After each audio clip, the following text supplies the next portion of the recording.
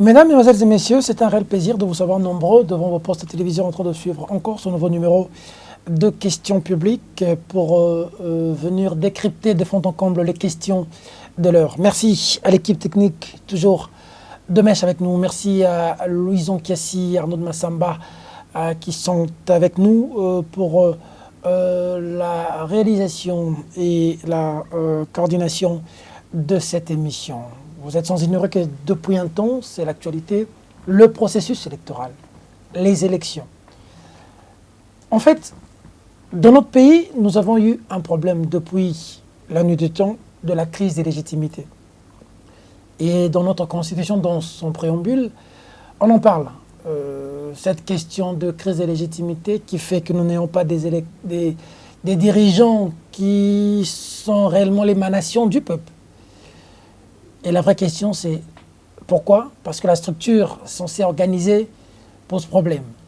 Il faudrait des réformes. Il faudrait une restructuration de cette structure, la CENI ou le processus électoral. Mais que doit-on toucher?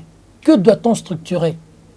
Quelles sont les questions qu'il faut essayer de revoir pour que nous ayons réellement des élections qui ne seront pas à 100% fiables, mais que la majorité se plie et que nous puissions un jour voir le perdant accepter et féliciter le gagnant. Pour ce faire, nous recevons une fois de plus quelqu'un qui maîtrise toutes ces questions. Il a même initié un projet de loi, une proposition de loi, parce qu'un projet de loi, c'est le gouvernement qui le fait, et quand il s'agit de l'Assemblée nationale, des députés, c'est une proposition de loi pour que cette question soit prise en compte. Malheureusement, jusqu'aujourd'hui, cette proposition de loi n'est pas débattue. Louis, c'est l'honorable Christophe Utundula. Bonjour. Bonjour. Comment vous allez, honorable? Ça va, je résiste comme je dis toujours. Votre proposition de loi, jusqu'aujourd'hui, toujours Dans les tiroirs. Jusqu'aujourd'hui. Aucune nouvelle contraire à mon niveau. Avant de parler du processus électoral et de votre proposition de loi, le parti, vous en êtes où? Ça traîne toujours les pieds? Ensemble pour la République, vous, Moïse Katumbi, Salomon Escadela et tout le monde. Mais qu'est-ce qui se passe? Bon, on a eu un problème avec le confinement, ça vous le savez. Nous n'avons pas pu avancer sur le plan administratif. Parce qu'il y a toutes les démarches à faire au ministère de l'Intérieur pour avoir l'enregistrement qui vous donne, par cet arrêté-là, la personnalité juridique qui vous permet d'agir sur le terrain. Maintenant, le confinement est terminé, l'état d'urgence a été levé, nous nous battons. D'ailleurs, parce qu'on veut parler de Salomon Kalonda, le conseiller spécial de Moïse Katumbi, il est ici depuis une semaine. Il ne va rentrer que quand nous aurons terminé tout cela. Et je crois que la semaine prochaine, tout sera prêt et déposé au ministère de l'Intérieur. Ça, j'allais même dire que c'est une certitude. Je demande à tous ceux qui sont à bord de notre, j'allais dire, Spoutnik, et à ceux qui vont venir, de bien se préparer. Ceux qui sont là, serrer la ceinture, ça va décoller bientôt en pompe. C'est pour ça que j'ai parlé de Spoutnik. D'accord. Alors, nous avons un problème dans ce pays, honorable. Je reçois, parce que plus d'une vingtaine d'années, depuis les années 90 à l'Assemblée nationale, vous êtes l'envoyé du peuple. On a un problème de crise de légitimité sur base des personnes que nous désignons, que nous élisons. Parce qu'un jour, je ferai une émission avec vous sur le droit de vote, le citoyen, l'élection, le vote. Mais aujourd'hui, c'est sur et le processus électoral et la CENI. Vous avez fait une proposition de loi. Il y a des choses qu'il faudrait toucher. De manière, je veux dire d'abord, d'une vue générale. Pouvez-vous nous dire qu'est-ce qui pose problème à notre système électoral qu'il faudrait toucher? Je vais essayer d'être succinct parce que, en fait, la question appelle un bilan de processus électoral ou des processus électoraux que nous avons déjà conduits depuis l'avènement de la Troisième République, pratiquement depuis 2006. D'accord. Mais de manière globale, tout homme sérieux et objectif devra convenir que ça n'a pas donné la satisfaction, ou en tout cas, ça n'a pas répondu aux attentes de la grande majorité de Congolais. à chaque étape, il y a eu des problèmes. On peut prendre quelques petits paramètres. Par exemple, si vous voyez le volume du contentieux électoral, 2006, 300 recours seulement. Ce qui concerne les élections législatives et présidentielles, il y a eu un contentieux pour la présidentielle. 2011, 600 recours, le double. Le double. Dernièrement, l'élection de 2018, c'était à peu près 1040 recours. En fait, ça a triplé par rapport à 2006. La violence, vous savez qu'en 2006, il y a eu... ça tirait ici entre Jean-Pierre Bemba et Joseph Kabila. Le 30 juin, et ainsi de suite.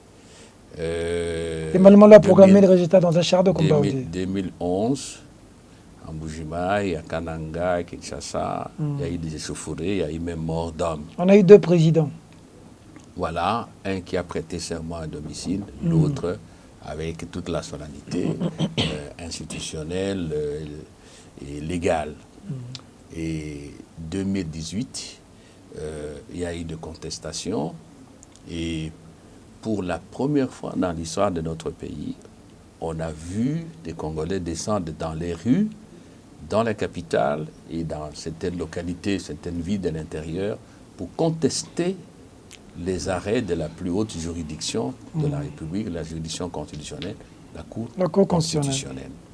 Et vous avez vu comment ça s'est passé à la Cour, validation, revalidation, re-revalidation. Et tout cela, sans compter tous les rapports des missions d'observation.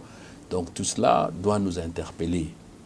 Nous ne pouvons pas fermer les yeux devant ces faits assez significatifs. Et on voit finalement dans tout ça que la Commission d'électorat nationale indépendante, la CENI, a été pervertie graduellement au point de devenir aujourd'hui plutôt les lieux, les champs de bataille pour la conquête ou la conservation du pouvoir, pas la corruption, pas la ruse, et j'en passe. On ne peut pas continuer de cette manière-là.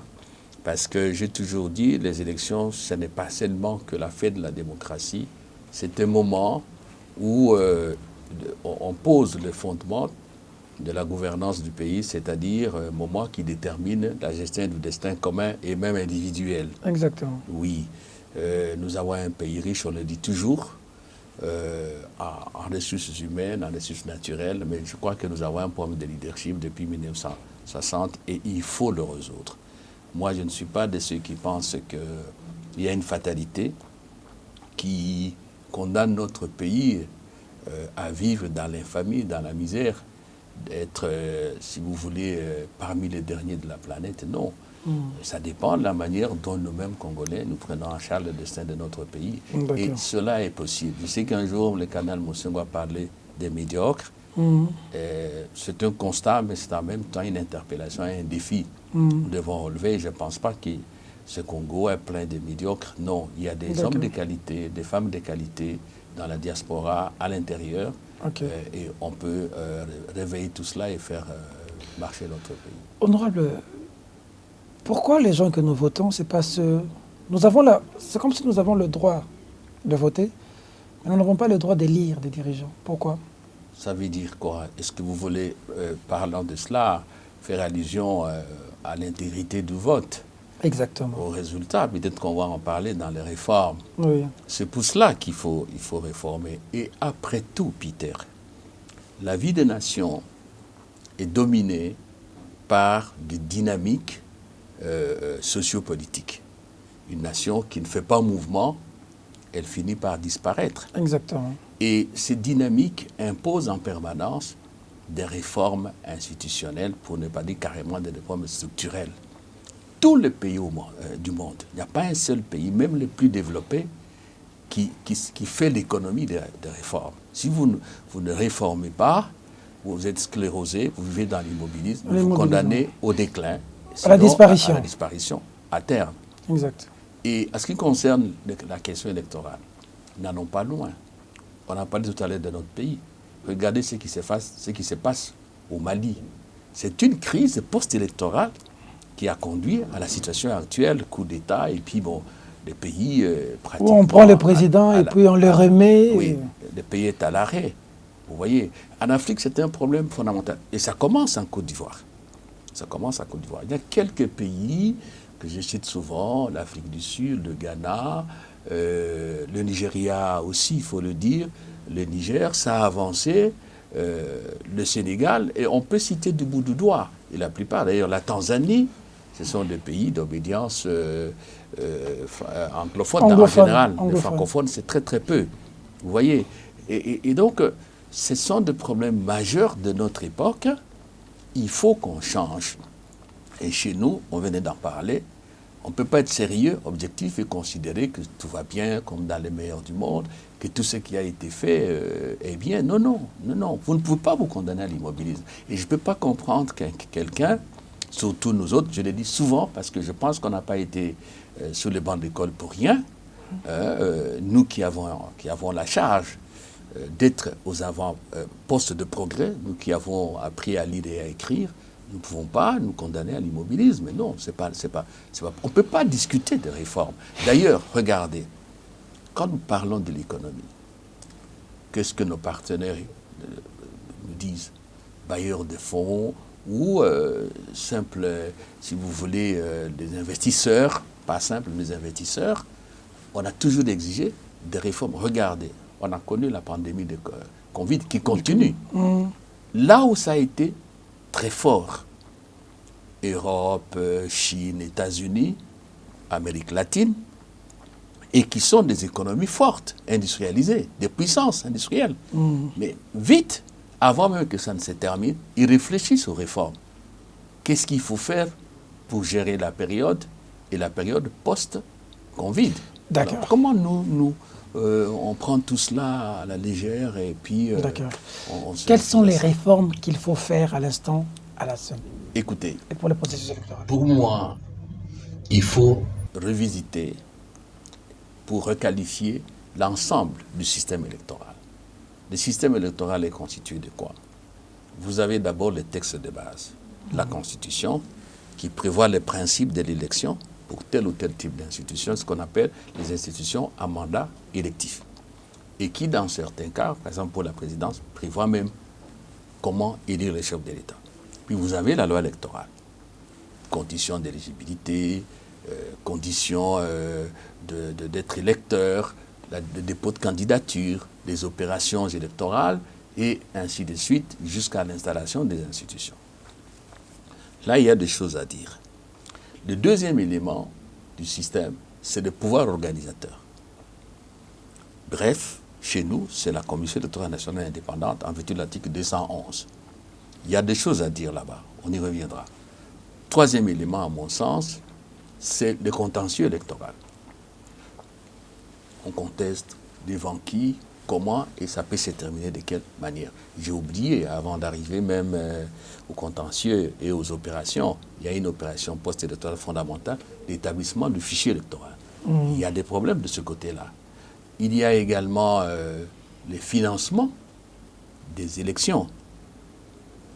Nous avons des problèmes de financement. Depuis longtemps et maintenant, ça s'est aggravé parce que nous sommes à une période où l'allocation de ressources publiques, de ressources de l'État, doit être assez méticuleuse, bien rationalisée. Autrement, vous allez vous bloquer à un moment donné. Il faut qu'on y réfléchisse. Un financement sûr et régulier. Il y a également la question de la sécurité électorale, sécurité des opérations, sécurité des compétiteurs, sécurité de la population, parce que c'est une période de grande effervescence politique qui parfois dégénère, comme nous en avons connu les cas dans notre pays. Donc il y a cet ensemble d'éléments.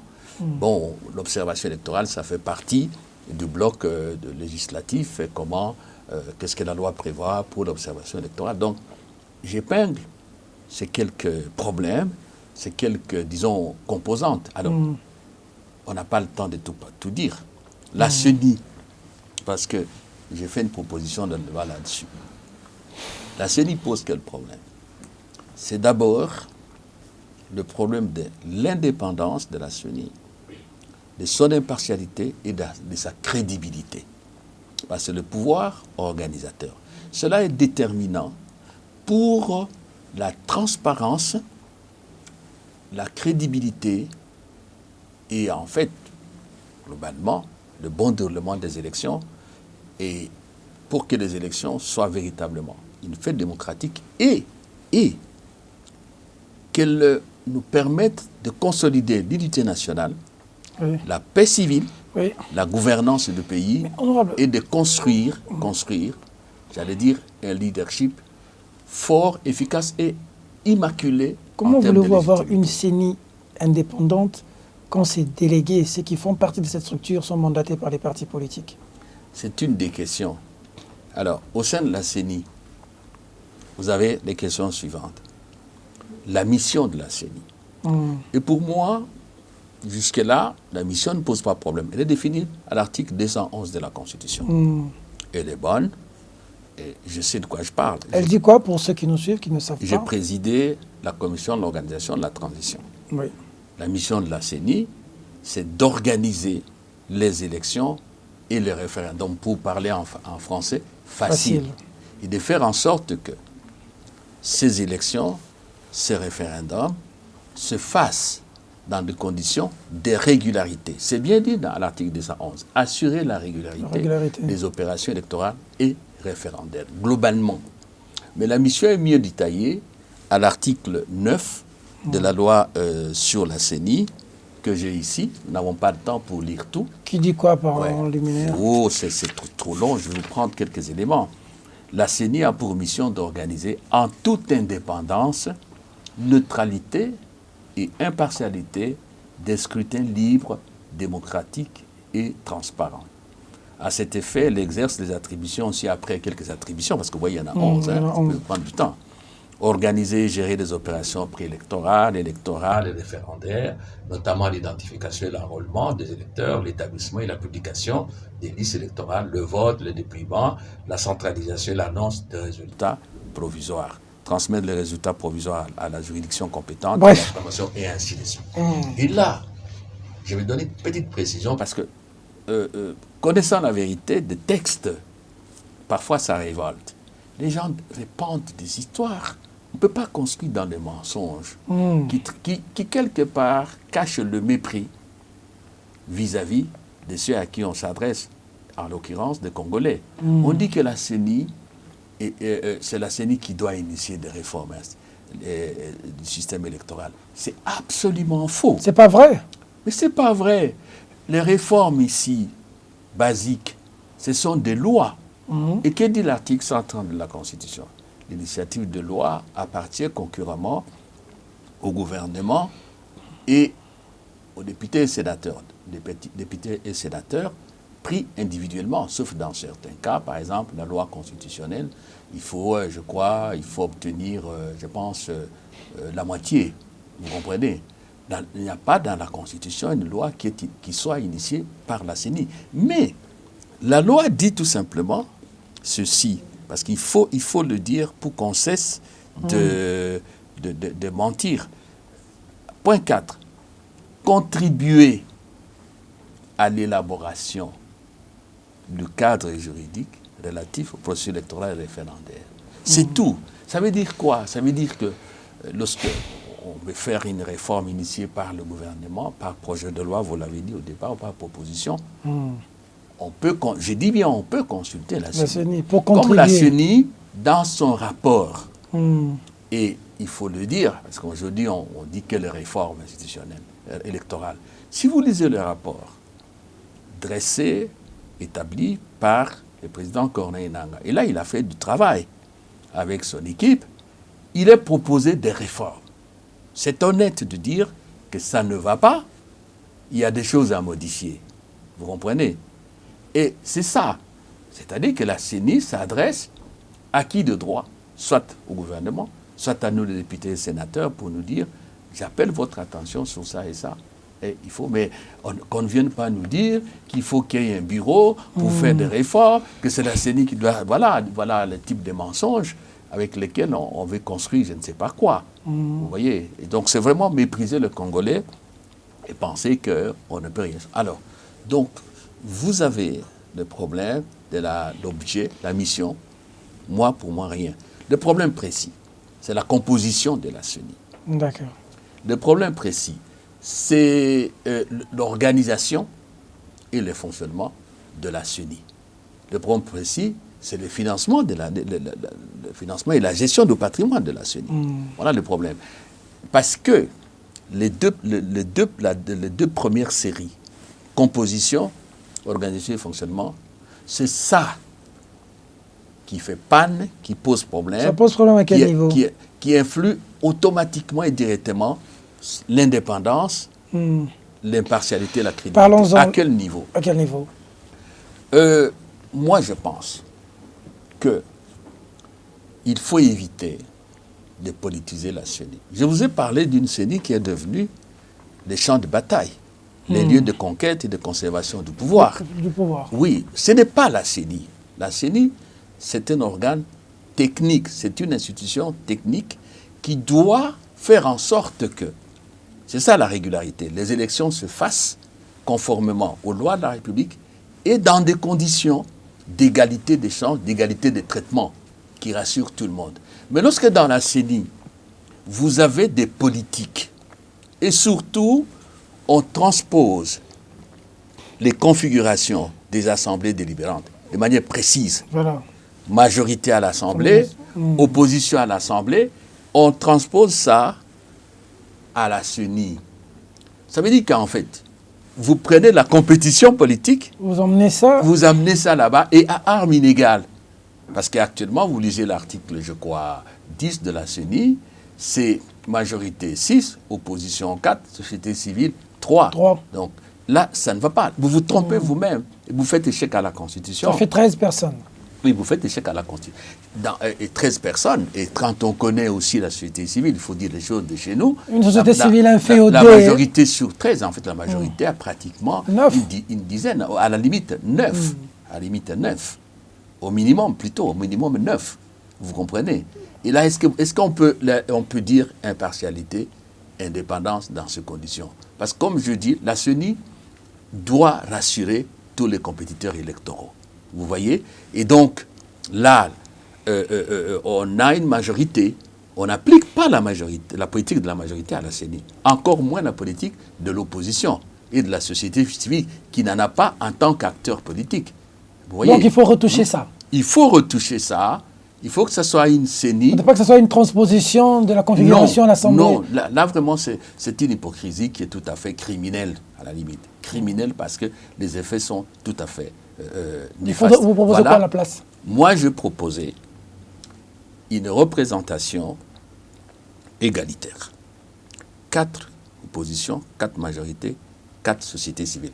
J'ai même mis dans ma proposition que désormais, tout celui qui a appartenu à une organisation politique ou à une association de la société civile, mais affilié aux partenaires et une organisation politique, au cours des 5 dernières années avant sa désignation, ne soit pas retenu comme membre de la CENI. C'est-à-dire, moi, je prône en réalité une CENI tout à fait apolitique, oui, autant que possible. Parce que la question était celle de savoir pourquoi ceux qui doivent être à la CENI ne peuvent pas venir d'ailleurs que de la politique, pour qu'ils aient cette indépendance d'esprit. C'est de cela dont je parle. Mais la tendance générale dans l'opinion, parce que vous pouvez avoir une CENI totalement politique, semi-politique ou totalement apolitique. Chez nous, la formule, c'est ça, c'est mi-politique, mi-apolitique, donc semi-politique. C'est ce qu'on a adopté. Bon, les gens estiment, moi j'ai fait la loi, je suis un député. Le député n'a pas de bureau climatisé. Il est dans la rue avec la population. Il écoute. Et c'est là d'ailleurs le problème de toute cette rencontre sur la réforme, la réforme des élections, la réforme électorale, du système électoral. Donc, moi je pense qu'il faut que ce soit une représentation égalitaire, tant en plénière qu'au sein du bureau. Mais les gens me disent, mais monsieur Lutundola, vous rêvez? Vous êtes au Congo ou quoi? Ou vous n'êtes pas au Congo?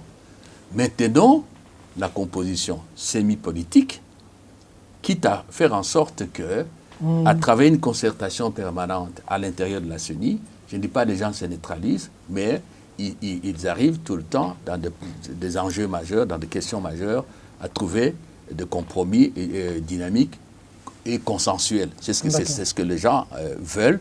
Et même au sein de mon parti, les gens ont cette vision-là parce qu'on considère qu'aujourd'hui, trouver un asexué politique, ce n'est pas,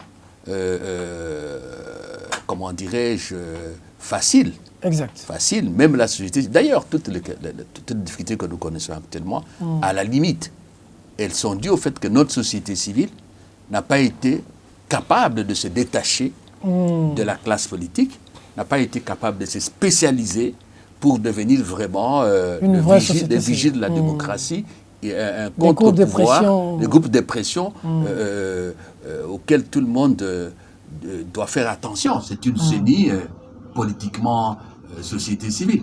Alors, voilà. Question par rapport... Donc, je propose ça. Je propose également qu'au niveau du bureau, nous ayons 6 membres. Le poste du président reste à la société civile. La vice-présidence à la majorité. Les rapporteurs à l'opposition.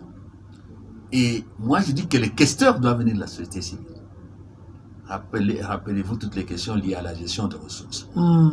Et j'ai dit aussi qu'en ce moment-là, les questeurs adjoints, les rapporteurs adjoints à la majorité, questeurs adjoints à l'opposition. Ça va donner au finish quoi? 2-2-2. Chaque composante aura deux représentants au sein de la CENI. Voilà la question de la composition. Oui. Il y a aussi l'autonomie.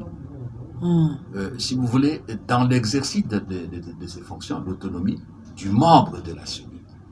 Le lien ombilical qu'on a établi entre ceux qui proposent, moi je parle de proposer, je ne parle pas de désigner, et le proposer, ça devient un mandat.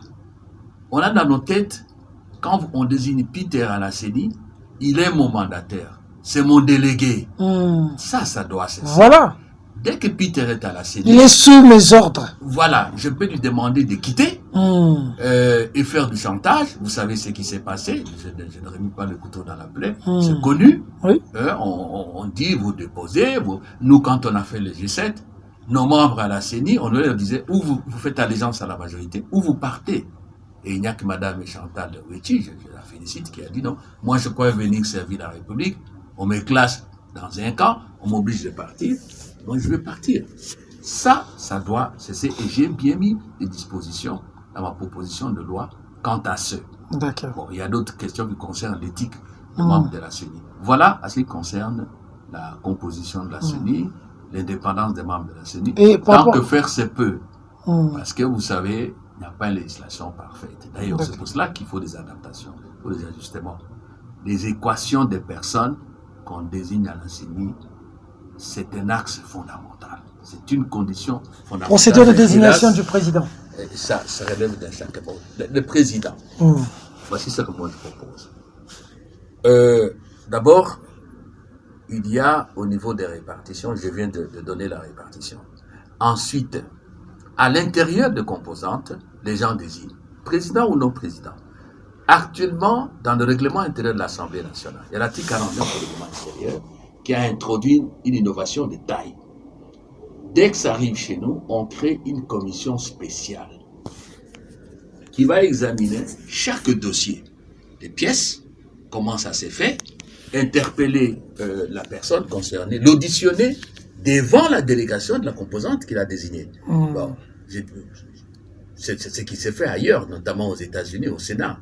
Quand on vous a nommé, on vous propose ambassadeur, je ne sais pas qui, vous passez devant la commission sénatoriale. Et on voit, c'est là on vous propose, comme membre de la CENI, si vous comprenez ce que c'est que la CENI, quel est le travail à faire. Et c'est ce que Mme Mabunda, malheureusement, n'a pas voulu faire en ce qui concerne mon jeune frère, Malonda. C'était totalement à côté de la loi.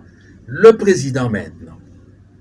Moi, je propose un président proposé par la société civile, mais soumis au consensus des autres composantes.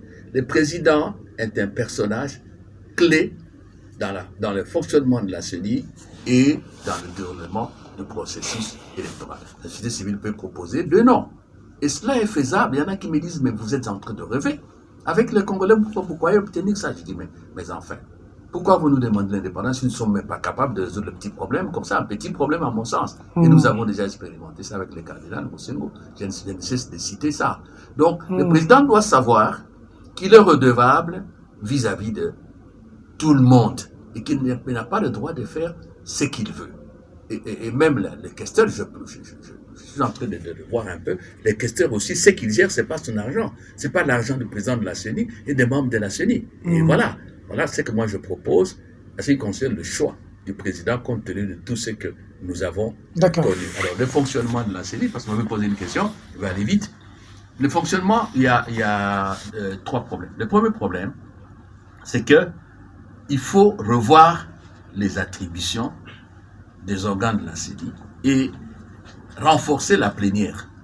Parce qu'il y a des matières pour lesquelles, jusque-là, me semble-t-il, à tout moins en lisant la loi, je ne vois pas la plénière. Les nominations à la CENI, des hauts cadres de la CENI, ils ont un rôle important.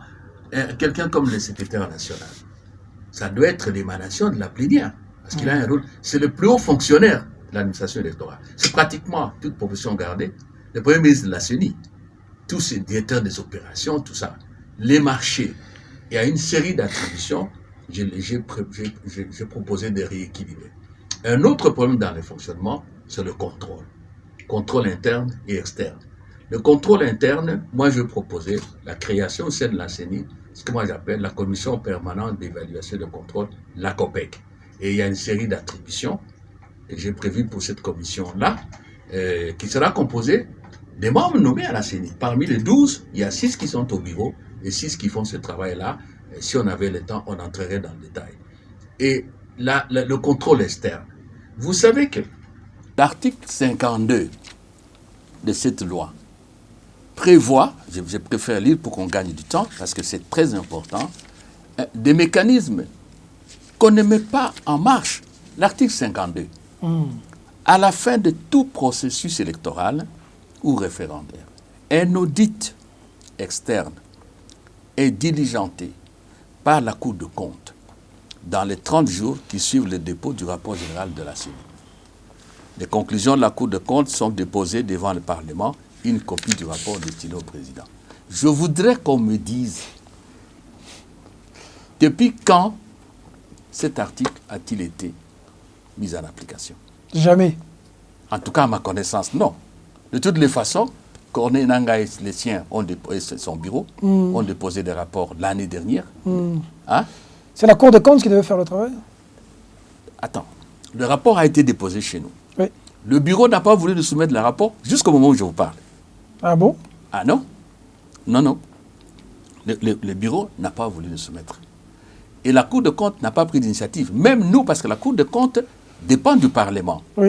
Personne. Et ça, il faut y mettre fin. Vous pouvez lire aussi à l'article 28. C'est encore clair de ce côté-là. L'article 28 dit ceci. La CENI présente un rapport annuel à l'Assemblée nationale à sa session de mars et à la fin de chaque processus électoral ou référendaire. Parfois, on dépose. C'est comme le cas que je viens de vous citer. Mais les bureaux successifs que nous ont dirigés se sont amusés à mettre ça dans les tiroirs. C'est pour cela que dans ma proposition, j'ai dit ceci. Si on arrive, parce que à la session de mars, au 15 avril, que le rapport n'est pas déposé, le bureau de la CENI est réputé démissionnaire.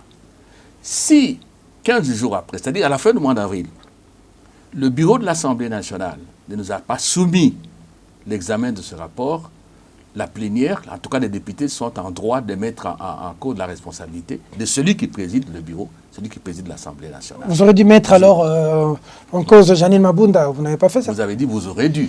Vous aurez dû. Moi maintenant, je formalise cela, toujours à ce qui concerne le fonctionnement de la CENI, la responsabilité des dirigeants de la CENI. Un matin, on vous dit ça, et puis le soir, on fait ce qu'on dit. On dit Yumbi, Beni, Butembo, pas d'élection. Oui. De sorte qu'aujourd'hui, nos compatriotes de Beni, Butembo, Yumbi n'ont pas élu le président de la République. C'est passé comme ça jusqu'aujourd'hui. Mais alors. Et tout le monde regarde ça, tout ça, normal. Je prévois maintenant des dispositions qui déterminent le pouvoir réglementaire du bureau et des dirigeants de la CENI et la possibilité de les mettre en cause, même au pénal. On pourra un jour en parler au détail. Et les fonctionnements, il y a les cadres de concertation qu'on a institués, mais qui s'est réuni au gré de ce que veut le bureau. Je l'ai rendu obligatoire. Et les financements, je ramasse là, pour ce qui est des financements, je crois que ce qu'il faut faire, et c'est la proposition que j'ai mise et qui est aussi la vision de Ensemble pour la République de Moïse Katumbi, c'est que désormais, il faudra que l'Assemblée nationale soit rendue responsable. En tout cas, prenne ses responsabilités. Parce que l'article 42 de cette loi dit que, conformément à l'article 100 de la Constitution, que la CENI est soumise au contrôle du Parlement en ce qui concerne la gestion. Parce que c'est une disposition impérative de la Constitution. Donc, maintenant, il y a ceci. On prévoit de l'argent au budget. Ce qui se passe, c'est que le gouvernement ne débloque pas l'argent. Je vais me résumer parce que c'est important. La législature passée, nous prévoyions à peu près 200 millions par an de dollars. Ça n'a pas été donné.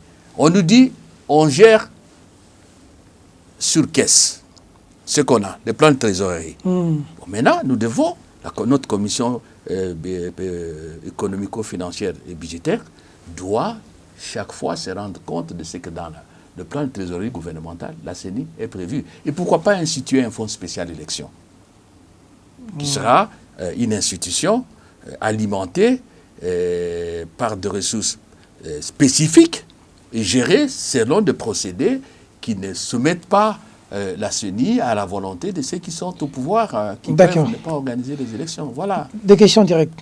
La première, par rapport aux réformes, d'abord, on est à un tour, on peut revenir à 2 tours. Ça, c'est la réforme ou la Constitution? Comment ça se règle cette question? Mais c'est pour ça que je parle de la Constitution d'entrée des jeux. Ça fait partie des réformes. Il faut revenir au système, au scrutin présidentiel à 2 tours. Mais là, il faut toucher la Constitution.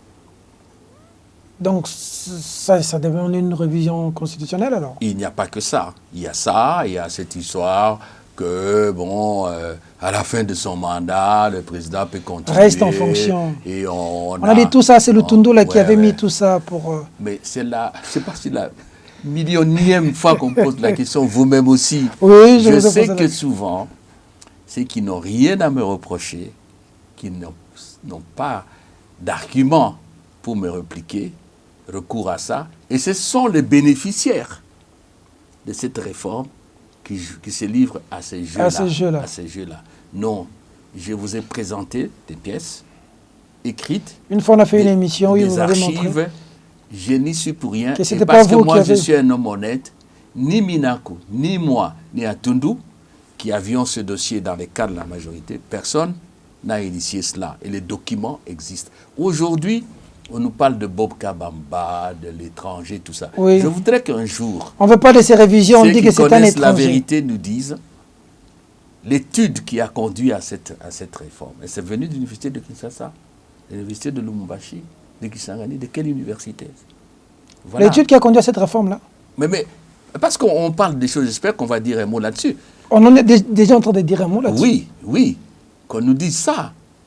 Et je n'y suis pour rien et Dieu seul sait. Mais pourquoi tout le monde dit, quand il s'agit de cette question, on dit toujours le Tundu là, mais c'est que je te enlever dis, le système de 2 tours à un tour. Mais c'est que je te dis, je suis au courant.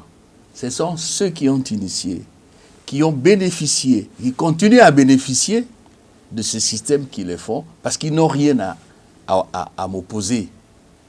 Mes adversaires, même mes ennemis politiques, quand j'avance quelque chose, et qui ne peuvent pas me regarder dans les yeux, dire la vérité, ou me répliquer, ils manipulent ça. Non, les documents sont là, la vérité. Posez la question à ceux qui étaient au bureau de l'Assemblée nationale à l'époque. Vous voyez, et c'est ça ce que moi j'appelle la congolite. La maladie qui consiste à croire que la superficialité, la légèreté, le mensonge portent, et c'est une méthode de gouvernement. Ça n'est pas possible. D'accord. Le système de famille où tu es député, papa, tu es encore élu sénateur, tu mets ton fils là-bas, tu es encore élu député provincial, est-ce qu'il ne faut pas réformer ça? Moi, j'ai une proposition de loi, de révision de la loi électorale ici. Je me suis donc intéressé à ça. Voilà ce que moi je propose. Nul ne peut être candidat à plus d'une élection du même degré. Tu comprends? Nul ne peut être candidat à plus d'une élection du même degré. Même degré, premier degré par exemple. On ne peut pas être candidat président, député national, député provincial. Non. Je propose ça. Non. Le deuxième degré, c'est autre chose. Vous pouvez être élu député provincial, mais quand il y a élection de gouverneur, vous pouvez vous porter candidat gouverneur, parce que ça, c'est le deuxième degré. Mais vous ne pouvez pas être au deuxième degré candidat sénateur, candidat gouverneur. Voilà. La question de... Pourquoi? Parce que c'est une escroquerie politique. Ben oui. Quand l'électeur ou les électeurs vous élisent, vous, Peter Tchani, dans une circonscription, on vous élit député national, député... C'est en vous qu'ils ont confiance. Ils ont cru, ils ont donné mandat. Oui. Et vous permettez... Vous laissez vous partir ailleurs. Vous distribuez ces mandats à qui vous voulez. À qui vous voulez. Ça, à votre fille, à votre fils, à votre père. C'est une véritable escroquerie. Mais la question de la suppléance, elle doit être examinée aussi froidement. Allez, nous sommes dans un même parti. Bon, on dit, on ne peut pas avoir comme suppléant, en fait, quelqu'un qui est de chez vous. Mais je suis élu d'une circonscription. Le parti ne peut pas me donner un suppléant qui est originaire d'une autre circonscription administrative. Concrètement, vous êtes de Tchela. Oui. Vous êtes candidat à Tchela. On vous donne comme suppléant quelqu'un de Katakokombe. Ça ne marche pas. Même l'électeur ne va pas se retrouver. Il vient ajouter quoi? Il vient ajouter quoi? Donc là aussi, et puis il y a aussi, parce que moi je suis tout le temps là-bas, c'est la troisième fois que je suis élu, mais il y a des suppléants. Vous êtes en campagne, il est à Kinshasa, il arrive au dernier moment, ou vous êtes en campagne, il bat campagne pour son cousin ou son frère. C'est très compliqué cette histoire-là. Donc, moi je crois qu'il faut varier. Élection de gouverneur au premier degré et des sénateurs, tout cela on doit étudier. Pour le gouverneur, moi je milite en faveur de ça. Le gouverneur, suffrage universel direct. Parce que le gouverneur doit passer partout. On doit le voir. Il faudrait que le peuple le vote directement. Oui. Il y a des aménagements qu'on peut trouver parce que là où la composition sociologique est à dominance d'une communauté, vous risquez d'avoir à l'éternité les gouverneurs qui viennent du même endroit. Oui. Il y a de procédés, il y a des variantes qu'on peut adopter. Mais pour les sénateurs, je sais qu'il y a eu des scandales en matière de corruption, mais nous devons réfléchir davantage et voir comment améliorer. Actuellement, je ne crois pas que ce serait d'inefficacité quelconque. Voilà, par rapport à la question. Être dans le bureau et appartenir toujours à un parti politique. Comment? Être au bureau, mais on appartient toujours à un parti politique. Au bureau de quel bureau? Au bureau de l'Assemblée nationale ou du Sénat. Mais c'est normal, parce que l'Assemblée et le Sénat, ce sont des institutions politiques par excellence. Donc vous ne pouvez avoir dans ces bureaux que des personnes qui sont issues des organisations politiques, soit en termes de regroupement politique reconnu par la loi électorale, soit en termes de partis. C'est qu'on demande aux membres du bureau. Je l'ai été par 2 fois. On ne fait pas le militantisme au bureau. J'ai toujours dit ça quand j'étais à la... Mais c'est pas ce qui s'observe aujourd'hui. Hein. C'est qu'on demande aux membres du bureau. Ce qu'on a vu entre Mabunda et Kabound. C'est de savoir ceci. Que les membres du bureau n'est pas le supérieur hiérarchique d'un député ou d'un sénateur. C'est pour ça que nous appelons des collègues. 2, que les membres du bureau, à quelque niveau qu'ils soient, ils ont un rôle primordial à jouer pour maintenir l'institution unie et assurer la gouvernance démocratique de l'institution. Parce que l'Assemblée, les institutions délibérantes de manière générale, c'est comme on le dit, ce sont des temples de la démocratie. Donc, le président ou la présidente d'une assemblée législative doit rassurer tout le monde, faire en sorte que chaque membre exerce son mandat conformément aux lois de la République et à notre règlement intérieur. Le militantisme au bureau, c'est ce qu'il y a de plus néfaste. C'est ce qu'on constate aujourd'hui. C'est déstabilisant. Un Mabunda 100% PPRD et un Kabound de 100% UDPS. On a vu des clashs. Hein. À tout le monde. Il faut éviter ça. L'Assemblée devient un lieu de brassage. Le président du bureau, la présidente d'une institution délibérante a d'abord ce rôle-là, de faire que la loi qui sort soit une loi partagée. D'accord. Voilà. Le docteur Kabafo a amené des propositions de réformes. Et voilà, on a même vu des rencontres ici qui se sont faites. Mais les gens boycottent, refusent. On en a parlé ici de manière lapidaire. Pour certains, ça vient de l'autre côté de l'Occident, lui-même étant de l'Occident, et qu'il ne faudrait pas prendre ça en considération. L'impérialisme de retour. Qu'est-ce que vous en pensez, vous? Bon, ça c'est une vieille recette, c'est un discours tout à fait dépassé, malheureusement en Afrique, qui n'est resté que pour les régimes des dictatures, des régimes, si vous voulez, d'autocratie.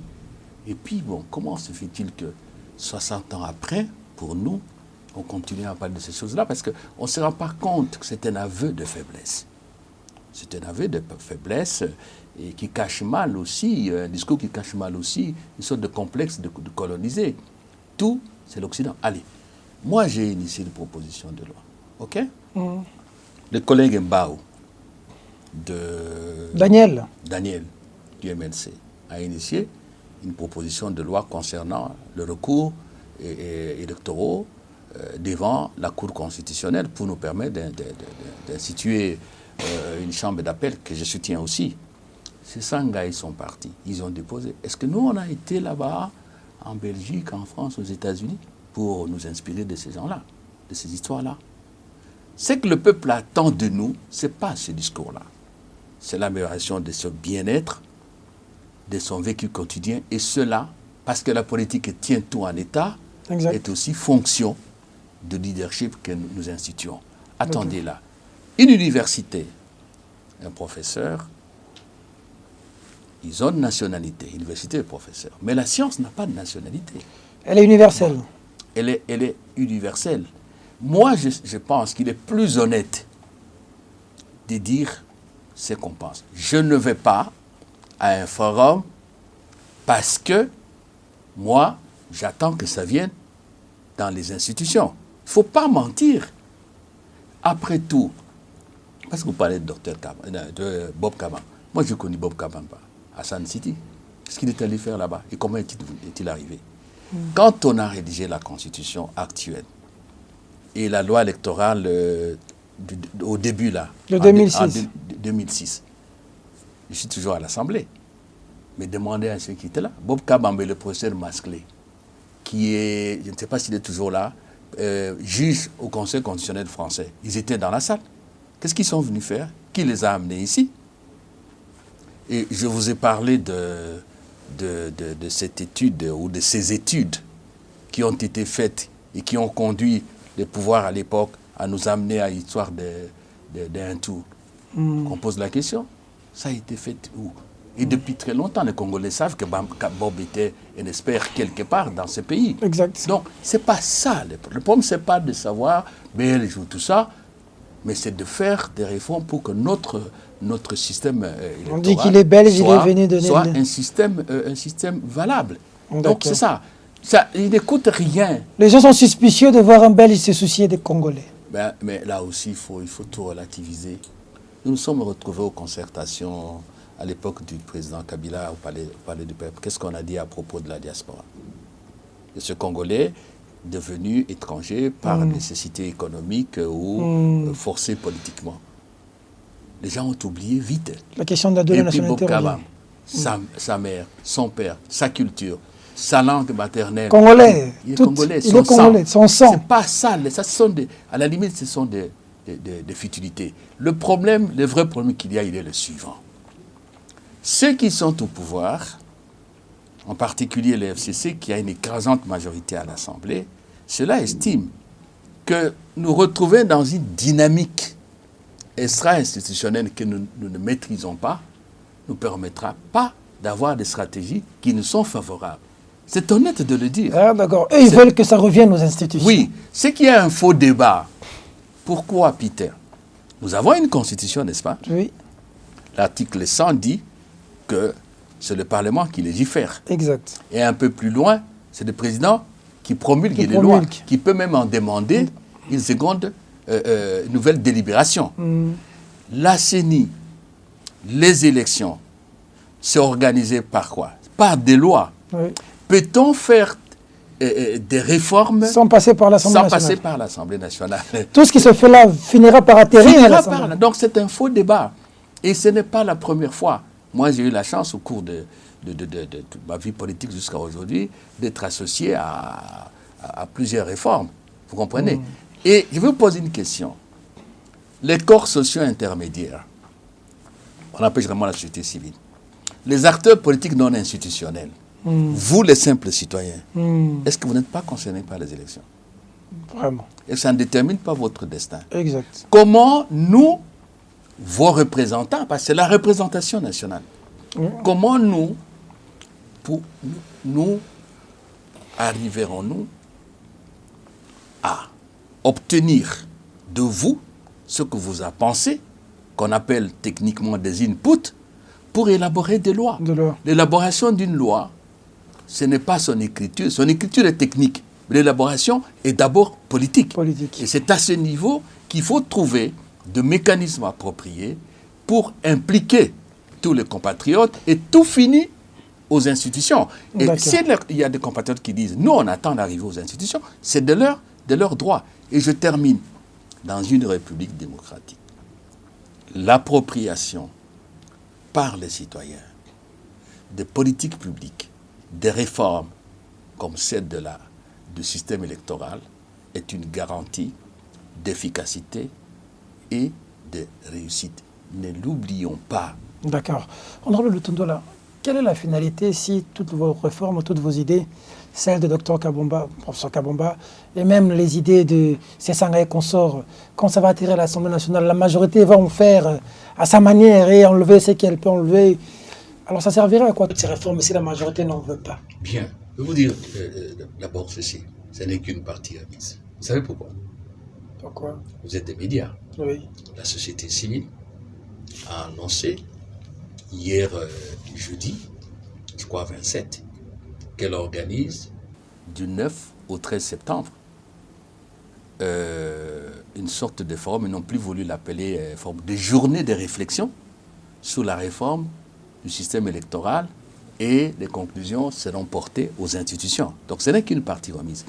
Et si ceux qui sont au pouvoir estiment qu'ils vont trouver entre eux un compromis et que ce compromis rencontre ce que la société civile et les acteurs non institutionnels et l'opposition demandent, il n'y a pas de raison de leur en vouloir.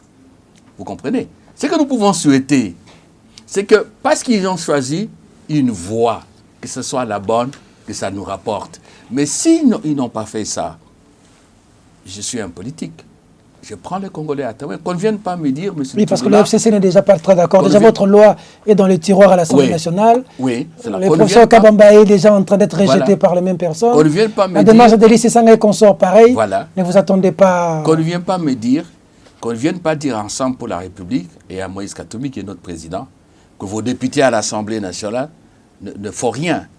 J'ai pris des initiatives de contrôle. On en parlera un jour. J'attends. Je patiente encore. Moi, je suis de l'école de Montengo. J'ai travaillé avec le cardinal. On a vu votre dernière lettre. Vous étiez un peu fâché contre Mabunda. Oui, parce que ça a pris du temps.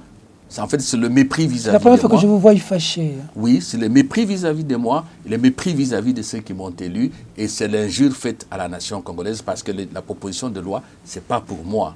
Donc, moi, je fais mon travail. Ensemble pour la République avec ses députés, nous faisons notre travail. L'opposition fait son travail. Sachant bien qu'il y a une majorité qui gouverne. Donc, nous adresserons et nous nous adressons aux Congolais que nous croyons être des gens... On a dit que vous avez fait cette lettre, vous étiez fâché parce que dans une des commissions, vous ne vous êtes pas retrouvé. Non, voilà, là, vous êtes fâché. Vous avez un grand talent pour taquiner. Non, non. Ce n'est pas mon problème. J'ai été désigné à un poste de collaboration, vice-président de la commission PAJ, par l'opposition, selon les règles convenues, il n'y avait aucun problème. Mais arrivé dans la salle, les FCC qui avaient déjà convoqué le président de mon groupe parlementaire, que son âme repose en paix, docteur Apalata, pour lui dire, si tu nous amènes Lutundula et Mwando, ça ne passera pas, parce que nous, on n'accepte pas, et notre autorité morale n'accepte pas. Bon, Mwando a été repêché, bon. Mwando est repêché à la commission COFIN. Il est revenu à la commission poste télécommunication, aménagement du territoire. D'accord. Après négociation ou après rapprochement avec les FCC? Moi, je ne pense pas. Nous, on n'a fait aucune négociation. Je dois voir Christian Mando pour qu'il me dise clair. Poser la question, mais je sais que mon collègue et mon frère de parti, il était chez lui, à Moba, et on l'a fait venir. Mais nous, bon, le FCC a fait ce qu'il a fait. Moi, je dis, bon, ça ne m'empêche pas de travailler. La preuve, c'est que je suis actif. Allez, c'est comme ça que vous êtes fâché, vous avez créé Mabunda. Non, jamais. Vous avez gardé une dent. Moi, je suis parmi les Congolais. Je m'excuse, c'est rare que je tienne ce discours-là, que les gens respectent sans avoir jamais été ministre, ni vice-ministre, ni qui que ce soit, seulement député. C'est déjà beaucoup, n'est-ce pas? C'est beaucoup, c'est beaucoup. Merci. Beaucoup. Et je vois ça dans la rue, partout où je passe. Je suis reconnaissant aux Congolais et je dois faire mieux là où je suis. Dernière question. Oui. Dans deux pays structurés, c'est le ministère de l'Intérieur qui organise les élections. Oui. Pourquoi pas chez nous? Pourquoi on doit toujours avoir un organe? Il faut relire l'histoire de l'Afrique depuis le renouveau démocratique des années 90.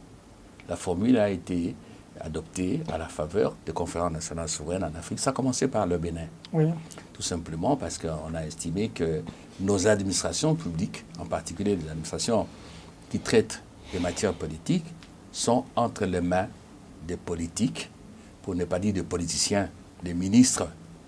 Nous n'avons pas, comme dans d'autres pays qui ont avancé en démocratie, en Afrique ou ailleurs, des responsables politiques, des dirigeants politiques qui savent se distancier de l'administration et obéir aux principes fondamentaux qui ont fait le progrès des nations en matière d'administration. L'administration, même dans nos constitutions, c'est écrit, c'est la neutralité, c'est l'égalité de traitement. Ce sont des structures spécialisées techniquement, ils ne font pas la politique. Mais chez nous, ce n'est pas le cas. Alors on a estimé que c'est une innovation africaine.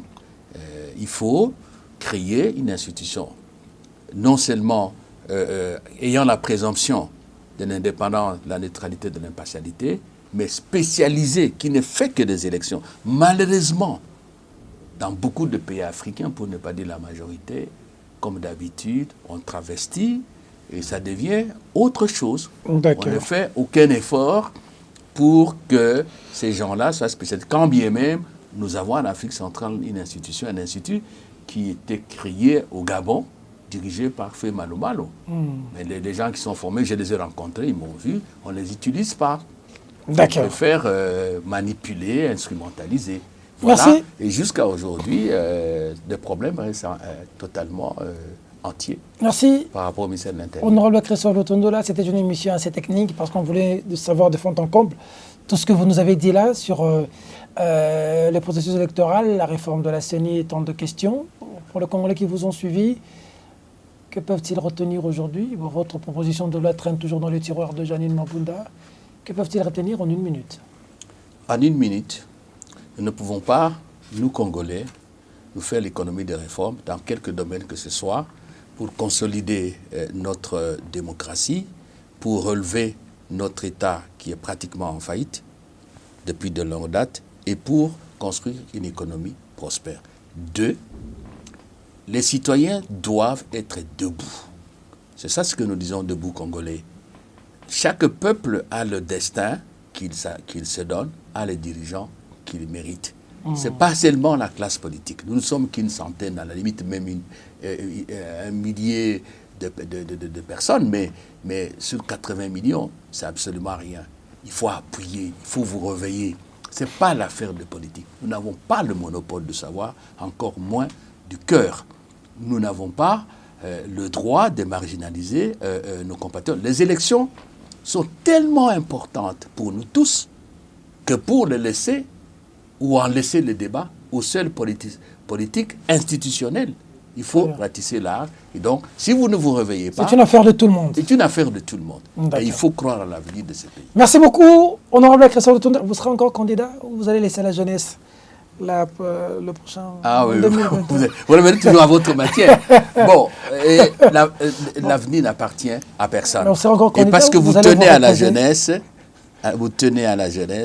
la jeunesse est un atout dans une course de vitesse. C'est une course de fond, ça pose problème. Et au pouvoir, la jeunesse peut devenir une grande faiblesse. Ça semble être le cas dans notre pays. Voilà. Pour son édifice, le Congo a besoin de la participation de nous tous. Mesdames, mesdemoiselles et messieurs, cette émission est terminée. Au revoir.